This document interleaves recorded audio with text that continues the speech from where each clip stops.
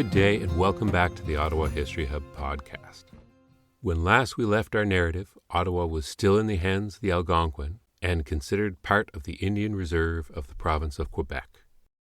On the south shore of the St. Lawrence, rebel sentiment was growing to the point of violence, and in today's episode, the violence, led by a fringe element, will take the form of the American War of Independence. There was to be no fighting in the Ottawa area, but the war would arrive after the peace in the form of refugees. This is the first part of a small series of episodes dealing with those inhabitants of the 13 colonies who remained loyal to the Crown. In this episode, we'll look at what happened during the war, and in the next couple episodes, we're going to look at the war's aftermath and what that meant for Canada, particularly as land was being granted to refugees from the fighting. This would mark the end of the Algonquin control of the Ottawa Valley and the arrival of white settlers. I'm going to be discussing the American Revolution from a strictly Loyalist perspective. There are entire podcasts, not to mention documentary series and books, dedicated to the American War of Independence, and I'm going to be giving a very casual and partisan glance.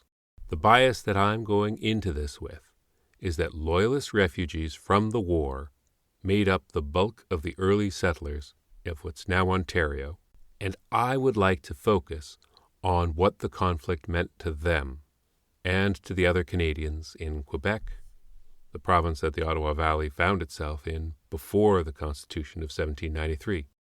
This podcast is not an exhaustive examination of the American Revolution by any means, nor is it focused on things that have no impact on our greater narrative.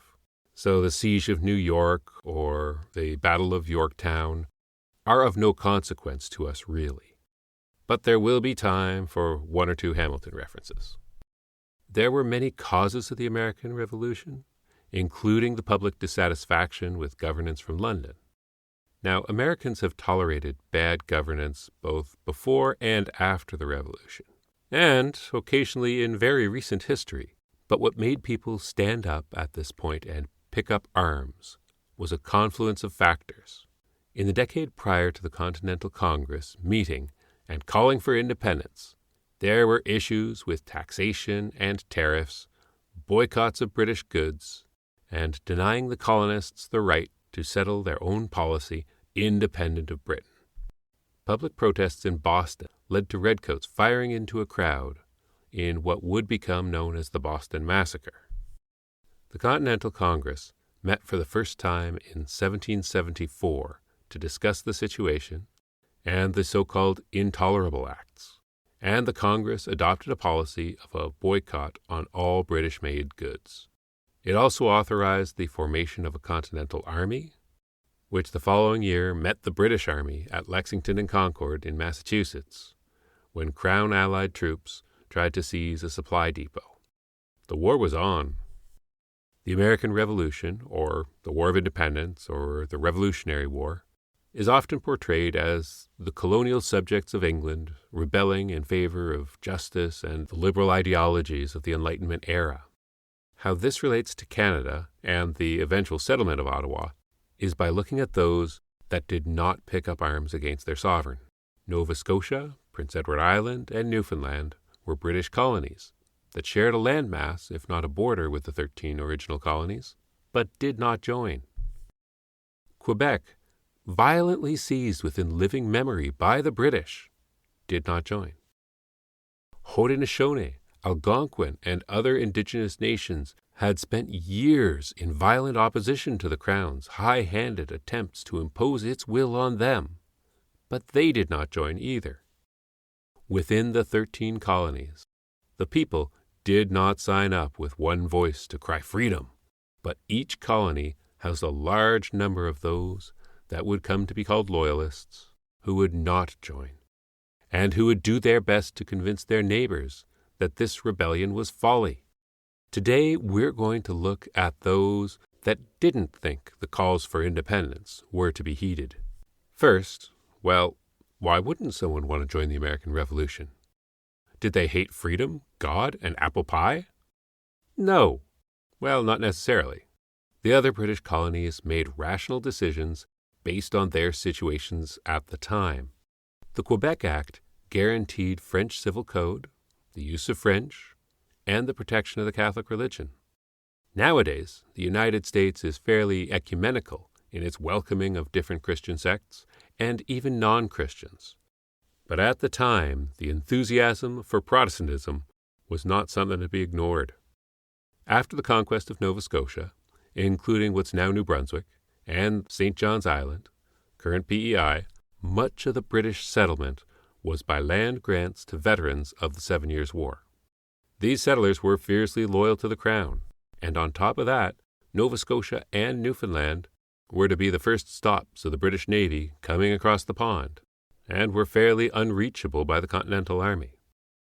Those territories, if they had rebelled, would have been the first to be attacked by an avenging Britain and the first to be under occupation. The colonies had political infrastructure that was flawed but functional, and the Americans had promises, and that was about it. In addition to which, there was a fear of American expansionism into the colonies if they joined. Quebec and Nova Scotia had a functioning balance between English and French, Catholic and Protestant, and while the official government relations with the indigenous nations were not positive by any stretch, there were cultural and commercial trading relations between the colonists and the Mi'kmaq in Nova Scotia, the Innu Montagnais, the Algonquin, and the Haudenosaunee in Quebec. Any war was likely to reignite old hostilities and turn everyone's homes into war zones. Newfoundland was nearest to Britain, and hence the most vulnerable, but it was also sparsely inhabited by seasonal fishermen, not by permanent residents. The Rock is still a rough place for agriculture. Those who did make a permanent home in St. John's or other settlements were often administrators from England, whose wealth and family was from the homeland, to which they would someday return. Most indigenous had experienced enthusiastically negative relations with their Anglophone neighbors over the years. The majority remained neutral, thinking of the war as an internal conflict between the English settlers. The British had promised to respect the 1773 border. They had existing trading relationships, while some indigenous nations also had relations with the colonists. Amongst the Haudenosaunee, the Mohawk, the Onondaga, the Cayuga, the Seneca largely sided with the British, while the Oneida and the Tuscarora joined the colonists after a period of neutrality. The Anishinaabe remained largely neutral, but some small groups of Algonquin joined the British as scouts and reconnaissance.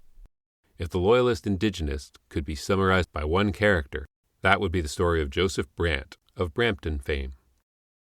He was a Mohawk chief, born in Ohio but raised in British schools in New York State and Connecticut, where he converted to Anglicanism.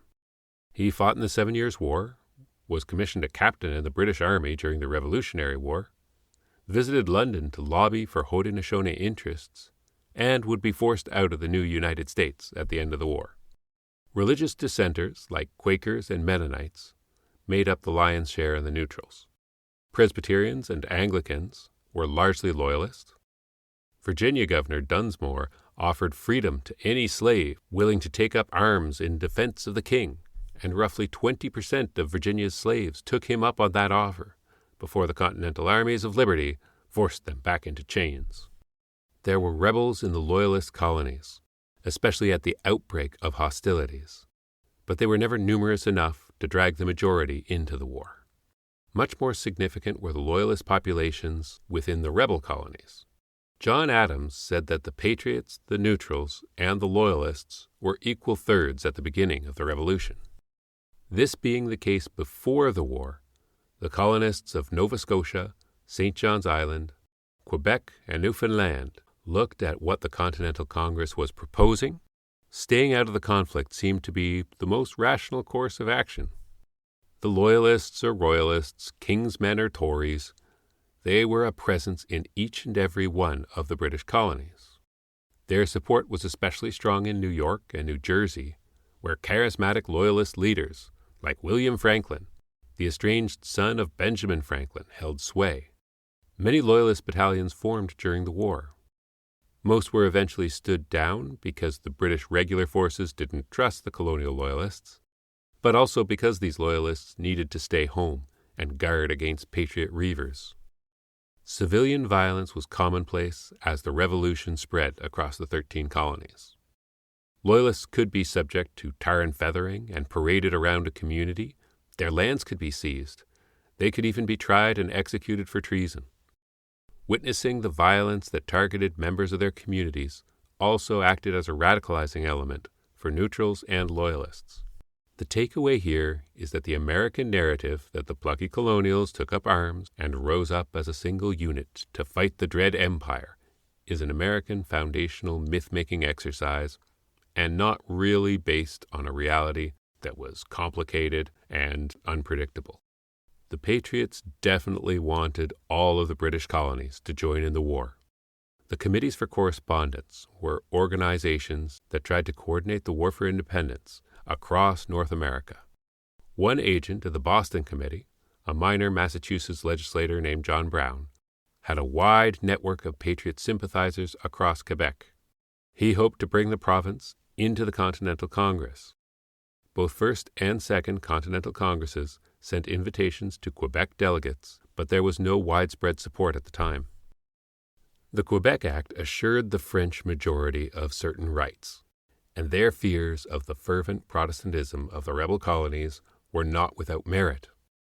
On top of that, as stories began to spread of Patriot treatment of Loyalists and their families, the likelihood of revolution fulfilling its promises of freedom, liberty, and independence seemed unlikely. It would appear that the revolution would involve widespread violence without any immediate reason to halt. Two American generals, Ethan Allen and Benedict Arnold, noted that Quebec was not well defended and claimed that a small force of 12 to 1,500 men could invade and secure the entire province in short order. Instead of pushing the spear, Congress ordered forts in New York State and Connecticut to be abandoned and resources allocated to areas more likely to see action than the quiet northern frontier. At the same time, Guy Carleton began to fortify Fort St-Jean, not to invade New England, but to put pressure on the Haudenosaunee to join the war in an effort to contain the Patriots. In response, Arnold went to General Washington to get support for an invasion of Quebec under his command, which he so authorized, and Arnold led the raid on Fort St-Jean, which almost resulted in the capture of Sir Guy Carleton, who then retreated back to Montreal to oversee the defenses there. From there, Carleton had a small flotilla of boats sail down the Richelieu and secure Lake Champlain. 100 local Mohawks and 700 British troops secured the lake for a time. While this was going on, Guy Johnston, a prominent New York Loyalist, fled his New York estate to Fort Ontario with 200 supporters in tow. There, he met with Mohawk representatives and enlisted them to harry colonial militias if they started to wander into Haudenosaunee territory on their way to Quebec. The Continental Congress sent missionary Samuel Kirkland to meet with the Oneidas to try and secure their neutrality. While he got some vague commitments of non-engagement, General Philip Schuyler, father of the famous Three Sisters from Hamilton, exerted enough pressure to have the Oneidas and the Tuscaroras formally swear their neutrality. Schuyler led forces up to Lake Champlain and then down the Richelieu. His plan was to take Montreal, then Quebec City, bringing a swift close to the campaign. He proceeded with an abundance of caution and found that Carleton had reinforced Fort St-Jean and had brought many Haudenosaunee, Innu Montagnais, St. Lawrence Iroquois, and Algonquin into his forces. Schuyler led his forces to Fort St-Jean, and Oneida representatives were dispatched to explain to the British allied Mohawks that the Haudenosaunee had declared their formal neutrality in the war. With the Iroquois removed from the field, the Patriots besieged the fort from 17 September to 3 November in 1775, before taking the prize. Schuyler had fallen ill, and Richard Montgomery took over the mission. He pressed ahead, taking Montreal 10 days later without encountering any serious resistance. While the province of Quebec was not inclined to rebel, they were also disinclined to join the British militias as well. Desertion was rife. Montgomery had pamphlets published telling the people of Montreal and Quebec how welcome they would be in the new America. He sent a request to the recovering Schuyler that a diplomatic mission be sent north to begin the process of inclusion of Quebec into the new and still embattled nation. With the fall of Montreal, the enlistment contracts of many soldiers came to an end, creating a manpower issue for Montgomery. Down to 500 men, he left 200 to defend Montreal and took 300 to prepare the march towards Quebec City. Along the way, his forces were joined by 200 men of the 1st Canadian Regiment, a patriot regiment recruited in New York State from Acadians, as well as Francophone and Anglophone Quebecois who had flocked to the banners of the rebels. While Montgomery was securing Montreal, Arnold assembled his 1,200 men in Newburyport, Massachusetts, and crossed Maine to get to the St. Lawrence in late October. By 14 November, Arnold and 600 starving men survived the late fall trek through the swamplands of northern Maine and took the field at the Plains of Abraham and demanded that the city of Quebec surrender. He had lost half his men. The men that were there were starving. He had no horse. He had no cannon. The Quebec garrison looked at this force and decided to decline the offer of surrender. But before a sortie could be sent out, Montgomery's forces joined Arnold's, and the siege of Quebec began on 2 December. Fighting in Quebec during the winter is a daunting proposal. Laying siege from a camp, while the defenders have their warm beds and their homes at their disposal, made for a doubly dubious proposal. During a fateful blizzard on New Year's Eve in 1775, the Patriots sent out a surprise attack. I assume that the surprise was that nobody would expect an assault during a snowstorm when the defenders outnumbered the attackers in the middle of winter in Quebec. The attackers were defeated, but managed to keep up a marginal presence in the area until March. It was then that the Patriots were reinforced by another 6,500 troops, which greatly improved their odds, but about a quarter of those numbers were waylaid by our old friend smallpox. During the siege of Quebec, Montreal chafed under the inept governance of Brigadier General Wooster, whom Montgomery had left in charge. Wooster prioritized the arrest and imprisonment of anyone deemed to be a Loyalist, or who complained about the occupation. One of the most common demonstrations of disloyalty was that many Montrealers wanted to be paid in coin and weren't favorably disposed to taking the promissory notes offered by the Continental Army. In April, a delegation from the Continental Congress arrived to woo the people of Montreal. It included John Carroll, the future first Catholic bishop of the United States, Benjamin Franklin, and Fleury Mechelt, an expatriate French printer living in Philadelphia. A charismatic and respectable lobby for sure, but by this time everybody in Montreal had either experienced directly firsthand or through friends and family the humiliation of the anti-Loyalist purges or the financial ruin that went with currency conversion. The Patriots had entered the city without serious opposition, but had proven themselves to be tyrants. Wooster had poisoned the well with his patriotic zeal. By May, reinforcements from Europe had arrived, and Carleton managed to break the siege of Quebec and advance on Trois-Rivières, where the Patriots were soundly routed. On 15 June, Benedict Arnold was commanding the garrison at Montreal, and word came that the Crown forces were advancing. He organized an orderly retreat and a failed effort to set the city ablaze due to an unusually humid and rainy June. 2 days later, Carleton's forces arrived and quietly retook the island of Montreal. The Quebec campaign was a failure by the Continental Army, and George Washington, despite being asked on several occasions, never agreed to commit troops to a second mission. The Continental Congress maintained that they considered Quebec to be one of the colonies to make up the new United States, and even tried to insist upon this as part of the Paris peace talks in 1783, wherein British recognized American independence. The rest of the war continued towards the eventual result of American independence. But that was the end of the Quebec theater. Montreal was occupied for 9 months, but nothing west of there. West of Montreal was just Algonquin country, and not something to try and occupy during a war like this. What the American War of Independence did for Canada, and Ottawa in particular, was the creation of a swath of refugees in the war's aftermath, called the United Empire Loyalists. The majority of these refugees were settled through land grants in Nova Scotia or the St. Lawrence, from Quebec through to Lake Ontario, but some were sent further afield, into the Algonquin territory of the Kitchissippi and its tributaries.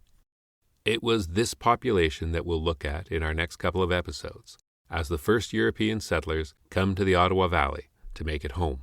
In the meantime, thank you very much for listening to the Ottawa History Hub podcast. This show is written, recorded, and produced by myself, Brendan Ray. Please take a minute to leave a 5-star rating on whatever service you access this podcast from, and write a review if you feel so inclined. You can email me directly at ottawahistoryhub@gmail.com and visit the website at ottawahistoryhub.com. You can follow the show on Facebook and Blue Sky at Ottawa History Hub or on Twitter X at @OttHistoryHub. Take care, and as the motto says, advance Ottawa, en avant!